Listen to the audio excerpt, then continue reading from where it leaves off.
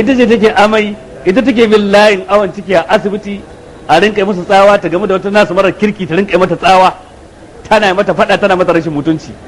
Sannan ita take dauke da juna biyun da tana jin kungiyar fita, ta rinka sa rigar da ta yi mata yawa dan kar a gane. Duk da haka yin girma kuma sai an gane, amma shi uba ba mai gane shi. Zai fito ya kare hula, ya shiga motarsa ko ya tsaya shiga bas a guje, ba abin da ya masa zafi.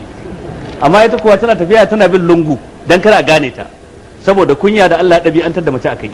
Kaga wannan na nuna lalle tana da girman haƙƙi kenan, dan wannan ɗawainiyar ita ce ta yi ta, ko shakka babu.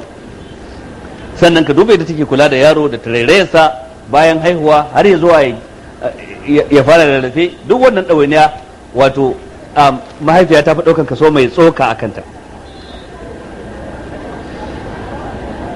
Ya'yan uwa, na daga cikin biyayya ga iyaye da mutum zai musu bayan mutuwarsu, addu'a ta gari a gare su duk lokacin da ya tuna su. Hadisi ya tabbata daga Abu Hurairah, Allah shi kare da a gare shi, yace turfa'u lil mayyit ba'da mautihi darajatuhu. Mamaci bayan ya mutu yana kwance cikin kabarinsa sai ga an kawo masa sakon cewa fa yau fa an baka wani promotion, an ƙara daga matsayinka. Washe gari a zo a ce an ƙara ɗaukaka darajarka. Yace ya ubangiji me nayi, ni ga da nan cikin kabari a kwance. Ai rabbi ayyu shay'in hadhihi, wace irin daraja da ƙarin matsayi da mukami nake samu? Sai a ce da shi waladuka istaghfara laka, ɗanka ne a gidan duniya ya maka istighfari, ya maka addu'a, shi da take ƙara ɗaukaka matsayinka. Wannan haka abin zai faru ko da mahaifinka ya kai shekara 10 da rasuwa, ko da shekara 30, ko da shekara 20. Duk lokacin da ka tana shi kai masa addu'a. Shi yasa manzo Allah ya faɗa cikin wani hadisin da yake shahararre a wurin ku, yace idza mata ibnu adama in qata amaluhu illa min salat. Idan dan adam ya mutu aikinsa gaba ɗaya ya yanke sai guda uku. Farko sadaqatin jariya, sadaka jariya shine waqafi. Yanzu dukan mutumin da ya gina wannan makarantar, shi daya ko tare da taimakonsa ko da gudunmawarsa aka gina ta, ko da bayan mutuwarsa da shekara nawa, duk abin da aka karanta a nan na hadisi ko fiqh ko alqur'ani, Allah zai kai masa da kabarinsa. Yanzu dukan mutumin da ya tona rijiya ake shan ruwanta, ko da bayan mutuwarsa jama'a na shan ruwan, dabbobi ko mutane suka sha suka amfana da shi, Allah zai kai masa lada. Dukan mutumin da ya dasa bishiya ake cin ƴaƴan a sha inuwarta, ubangiji ta Allah zai kai masa lada cikin kabarinsa. Sadaka jariya kenan, sadaka mai gudana wadda ba ta tsayawa ba ta yankewa. Aw ilmin yuntafa'u bihi, ko mutum ya bar wani ilimi mai amfani da ake cin moriyar ilimin bayan mutuwarsa. Aw waladin salihin yad'u lahu, ko mutum ya bar ɗa na gari wanda zai rinka masa addu'a. Kun ga wannan ne daga cikin babban jari da mutum zai bari a duniya, ya kasance ya bar ɗa na gari, sawa'un mace ko namiji. Yayan uwa, idan muka bibici hadisai na manzo sallallahu alaihi wa alihi wa sallama, za mu samu cewa abin na da yawa kwarai da gaske wajen girman haƙƙin iyaye da darajar su da mutuncin su. Bai dace ba kana tare da mahaifinka kullum sai ka bata masa rai. Bai dace ba kana tare da mahaifiyarka kullum sai ka bata masa rai. Baya daga cikin aiki na gari ya zanto cewa kana tare da mahaifinka a gari ɗaya, unguwa ta bambanta, amma a yi sati, wani lokacin a yi wata ba tare da ka je ka gan shi ko ka ganta ba. Ko kuma bambancin da ke tsakaninku, kai kana nan zaune cikin Kano, su kuma suna wajen Kano, ƙauyen da tazararsa kila ba tafi kilomita 50 ba, wani lokacin 100, amma ya kasance an yi shekara cif ba tare da ka je ka ga yadda mahaifiyarka ko mahaifinka ba. Bai dace ba kana tare da shi kana ganin sa cikin mummunar shiga, kana da halin da zaka canja rigar da ke jikinsa, ba ka yi masa ba. Bai dace ba ka rinka ganin ta da mataccen tufafi ba tare da ka kula da ita ba. Ba abu ne ba na gari ka je ka ga yadda mahaifiyarka da safe, ka ga kwanciyar, ka ga inda take kwanciya, kai in biyan ka za a yi ka kwana a wajen ba za ka kwana ba, dan dattinsa da rashin dacewarsa, tun daga kan shimfiɗar har kan mashimfiɗin da ke kan shimfiɗar har yanayin ɗakin da take ciki. Kila ba ka iya numfashi sosai a wajen, kana da yadda za ka yi ka kyautata matsuguninta ko wurin kwananta, amma baka yi hakan ba. Bai dace ba kuma ka yi hakan ga mahaifinka. Duk wannan rashin da'a ne, rashin kyautawa ne, rashin mutunta mahaifi ne. Bai dace ba mahaifinka ya ce yana son abu kuma ka ƙi masa alhalin kana da halin yi.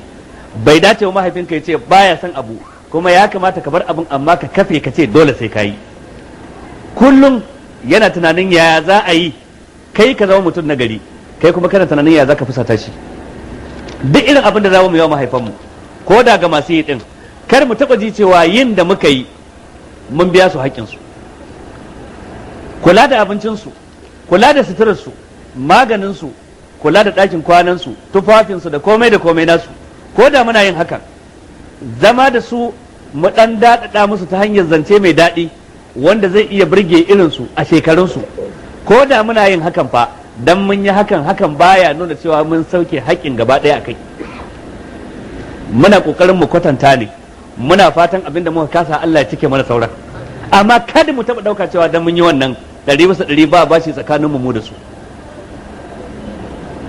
Dan a tamfa da mutum zai wa mahaifiyarsa so biyu karamar sallah da babbar sallah, ita ma tsakanin wanda ya sai mata da wanda ya sai wa matarsa darajar su ba ɗaya ba. Dan tufafi da mutum zai wa mahaifinsa babbar riga, ita ma tsakanin wanda yake sa da wanda ya sai wa mahaifinsa darajar su ba ɗaya ba. Kar mu taɓa ɗauka dan mun yi wannan wai mun riga mun biya su haƙƙin su. Wani mutum ya ɗauki mahaifiyarsa ya yi ɗawafi da ita aikin haji, ya yi sa'ayi da ita, ya zo samu Abdullahi dan Umar ya ce ga ɗawainiyar da na yi da mahaifiyata saboda ba ta iya tafiya ta tsufa, na goye ta a gadon bayana har muka yi ɗawafi, na biya ta haƙƙinta.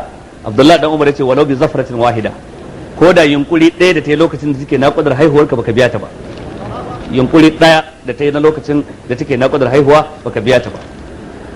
In kana ganin kayi musu kaza su ne ba su da goda Allah, ba su da haƙuri, da tije sai haƙuri kamar yadda muke faɗa, su sun yi maka ninkin ba ninkin wannan suna cikin farin ciki, ba sa cikin tsaki da damuwa. Lokacin da suka je suka kawo maka abinci farin ciki suke lokacin, kai kuma ka kawo musu kana jin nauyi.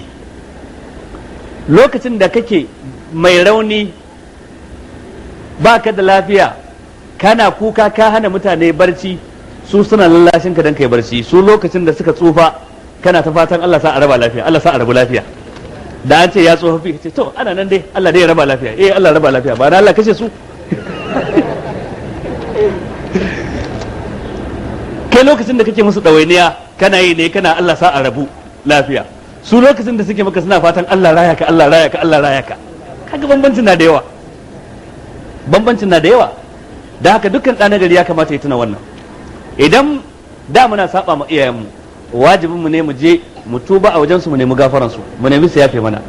Abu guda biyu ubangiji subhanahu wataala baya yafewa akan su cewa wai sai an je lahira, tun daga duniya ake kawo mutum da shi. Abu na farko keta zumunci kuma wanda yafi kowanne girma shine na mahaifa. Allah baya barin cewa wai sai an je lahira, tun daga nan gidan duniya ake kawo mutum da laifin.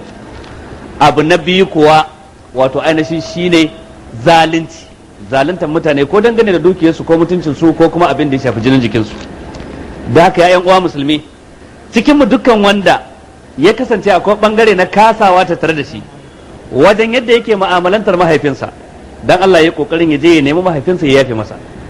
Duk wanda yake da bangaren kasawa dangane da yadda yake mu'amalantar mahaifiyarsa, ya yi kokarin ya je ya nemi mahaifiyarsa ta yafe masa. Ya ce na tuwo baba, abinda na yi bisa ga rashin sani, kuruciya ce da karancin shekaru, annafsul ammaratu bisu, zuciya mai umarni da mummunan aiki, shaidan duk shi ya jani, ina fatan ka yafe mun ko ina fatan ki yafe mun. Da nagari shine wanda zai haka, baya sa lokaci ya ce a kila sai nan da wata, kila sai nan da lokaci kaza, baka da tabbas in za ka kai watan ko kwana ɗaya ma baka da tabbas. Da haka wajibinmu ne game da waɗanda suka san mu'amalarsu da mahaifansu ba su da kyau, kuma yau aka tunatar da su wannan hadisin, ban ce da karantar da ku ba, duk wanda yake garin musulmi ana tsammanin ya sha jin waɗannan ayoyi da waɗannan hadisai, sai dai a ce tunatarwa wa zakir fa inna zikra tanfa'ul mu'minin. Aka tunatar da shi waɗannan nassoshi da ayoyi na alkur'ani. Wajibi ne ga dukkan ɗa na gari ko ƴa ta gari mutum ya je ya nemi